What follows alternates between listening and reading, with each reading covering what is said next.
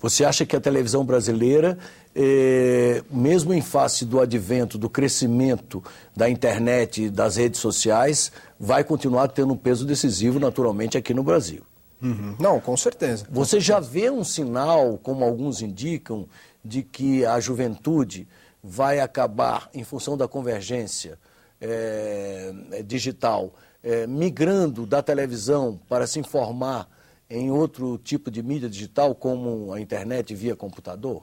Então, vamos pegando assim, uma das democracias mais evoluídas do mundo, que foi a primeira eleição digital. Segundo o Pew Research, 45% dos americanos utilizaram na eleição de 2008 a internet para se informar e, de fato, se engajar, ou seja, transmitir a informação de alguma maneira, que seja repassar um e-mail, postar algo no Facebook. Então, a gente já imagina que esse dado, quando chegar aqui, vai ser menor. De qualquer maneira, pensando a televisão como mídia, eu que venho e trabalho no mercado publicitário digital, ela está mais poderosa do que nunca, por causa de uma diferença. Esse jovem, ele não está deixando de assistir televisão para ficar na internet. Ele assiste a TV com o Twitter ligado e rola uma interação. A pessoa está assistindo, vamos dar um exemplo, a cerimônia do Oscar, por exemplo, que aconteceu. Só que a interação que está acontecendo entre as pessoas que estão assistindo a TV e fazendo comentários sobre o cabelo de uma determinada atriz, o vestido, que esse prêmio foi merecido, não foi merecido, é muito interessante. A mesma coisa em jogos de futebol ou corridas de Fórmula 1, por exemplo. Essa é uma diferença, porque as pessoas elas se organizam e estão conectadas em rede e assistem à televisão, mas um outro tipo de interação sobre a mídia televisiva. Eu acredito totalmente o contrário. A televisão não está mais forte do que nunca. Ela está se reinventando com os meios digitais. Ela não vai acabar. Na verdade, nenhuma mídia vai acabar. A pessoa que disser que o jornal vai acabar, eu acho que está falando realmente uma grande besteira. Cada mídia tem o seu propósito e o seu tipo de interação. E como é que você, como jovem, afeiçoado a essas mídias digitais, se posiciona diante dessa polêmica que já vem de algum tempo, prevendo-se o fim do jornalismo impresso? Então, acredito que o jornalismo continua e a gente nunca viveu uma época tão interessante para o jornalismo. Inclusive o jornalismo impresso. Incluindo o jornalismo impresso. Assim, é óbvio que a circulação ela tende a diminuir, uma vez que você consegue satisfazer o seu leitor de outras maneiras utilizando os meios digitais.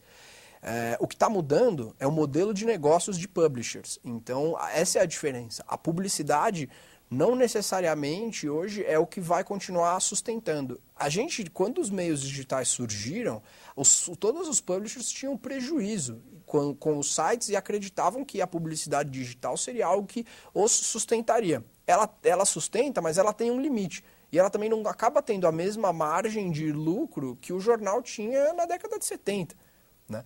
Então, ainda estamos todos trabalhando para buscar um modelo de negócios que seja mais lucrativo nesse sentido. O jornal não vai acabar, mas ele vai continuar tendo o seu propósito. Por exemplo, se você vê o dia que o Michael Jackson morreu, no Twitter, nas mídias digitais, a coisa ficou gigante, foi muito rápido.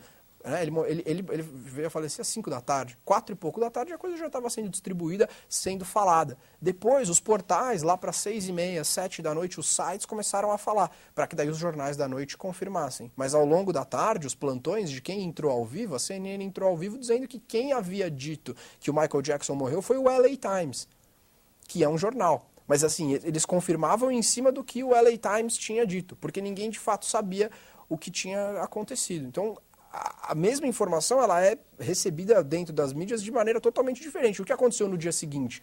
Jornais com cadernos especiais muito grandes falando não só que a informação ele está morto, é isso. Agora, você depois saber que ele participou do Jackson 5, teve problemas com o pai dele, sofreu acusações de pedofilia, isso é relevante para o dia seguinte, num caderno maior, num tipo de mídia que você precisa de mais tempo para ler, né? O jornal exige um tempo para ler o jornal.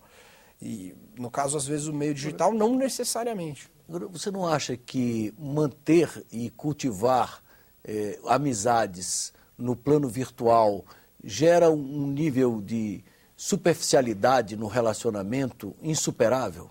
Não, eu acredito totalmente o contrário. Esse negócio que as pessoas falam de que o pessoal interage no digital e não interage na vida real é uma grande mentira. Essa é uma visão totalmente ultrapassada, até acredito talvez um pouco preconceituosa, de que o cara que é totalmente ligado em meios digitais é um nerd que não sai de trás do computador. É totalmente o contrário. Imagina se, por exemplo, eu tivesse conhecido, a gente tivesse se falado no Twitter e você usasse seu Twitter, o Facebook e tudo mais. A hora que eu chegasse aqui, depois, a gente vai falar, pô, eu vi que você, sei lá, que o seu cachorro tá doente. Alguma coisa assim, ou que eu vi que ontem você tava em Recife. E aí, tava legal lá? Na hora que eu falo oi pra você, porque a gente já teve o quebra-gelo, o primeiro contato. Essa é uma diferença. E assim, o que mais tem é encontro presencial de pessoas que se conhecem no meio digital. E eu não estou dizendo de casal e tudo, estou falando de negócios mesmo também. Então, as pessoas querem interagir de todas as maneiras. Essa é só mais uma forma que elas podem interagir. É o encurtador do tempo e espaço, só isso.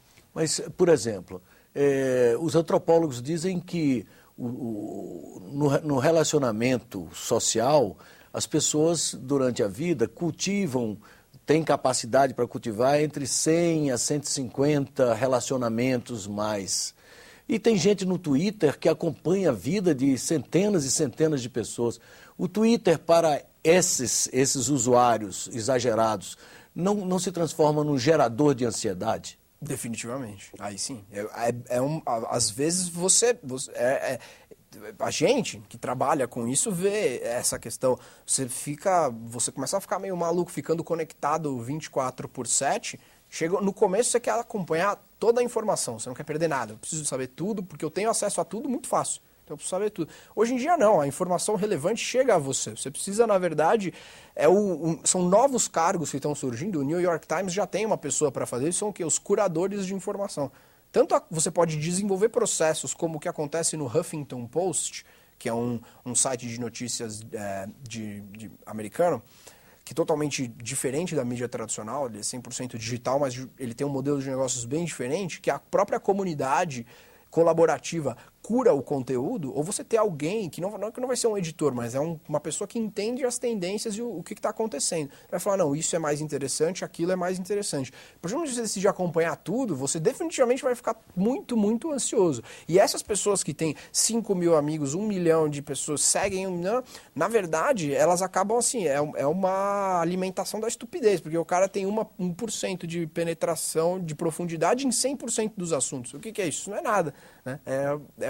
É um relativismo gigantesco. Então você precisa realmente saber escolher. A vida não é só o que acontece nas redes sociais, isso não vai mudar tudo, acabar com todos os meios, mas elas têm o seu propósito e uma influência massiva na sociedade, na sua comunidade, em tudo. Uma última pergunta, que o nosso tempo está se esgotando. Em pleno processo de transição, da convergência tecnológica que nós estamos vivendo nesse momento, já se fala em transmídia, uma série... Para onde vamos? O que você projeta no futuro? Você como um cara da área, o que você imagina aí que vai estar acontecendo dentro de 10 anos? É difícil. Qualquer cara que te disser o futuro de amanhã nesse mercado vai estar te falando uma mentira, né? De falar assim, a previsão é essa, aquela outra. Assim, grandes tendências que têm acontecido. A computação em nuvem é uma tendência gigantesca, a distribuição de informação fácil, escalabilidade de uma série de coisas. O que você chama de escalabilidade? É muito fácil. Por exemplo, antigamente, para você criar uma empresa de tecnologia, era muito difícil. Você precisava ter um gerente que contratava os servidores de TI. Hoje em dia, em meia hora, eu te arrumo 50 servidores funcionando bem, e você controla eles por um aplicativo do seu celular, e se eles não estão funcionando, você desliga para economizar dinheiro. Quer dizer, a velocidade das coisas mudou muito. Uma tendência, assim, para a mídia no futuro, acredito que nós vamos viver mais uma sociedade de nichos e consumo de segmento, assim, sabe? Bastante. Você consumir mídia altamente segmentada para quais são os seus gostos, na hora que você quiser, totalmente on demand, e recebendo publicidade que também seja relevante para você, que faça a diferença no seu dia. Né? Não necessariamente, sei lá, um anúncio de... Você vendo TV e receber um anúncio de sabonete feminino e tal. Não faz muito sentido. Quer dizer, passar a receber mais informação que faça sentido. Eu espero que daqui a 10 anos o filtro esteja melhor. Porque agora a gente está vivendo, na verdade, cada vez mais informação. Né? Vai chegar uma hora que... Não que vai lotar, mas você precisa escolher melhor, né? Pedro, muito obrigado pela conversa, e esse é um assunto permanente do Doravante. A TV Senado vai ficar acompanhando essa evolução rápida aí do acesso às redes sociais no Brasil. Como vocês puderam perceber, eu conversei sobre as redes sociais, a utilização das redes sociais no Brasil com Pedro Sorrentino, que é especialista em mídias digitais. Os telespectadores que quiserem encaminhar sugestões, comentários ou críticas, podem fazê-lo acessando o nosso portal www.senado.gov.br/TV. Até um próximo Cidadania.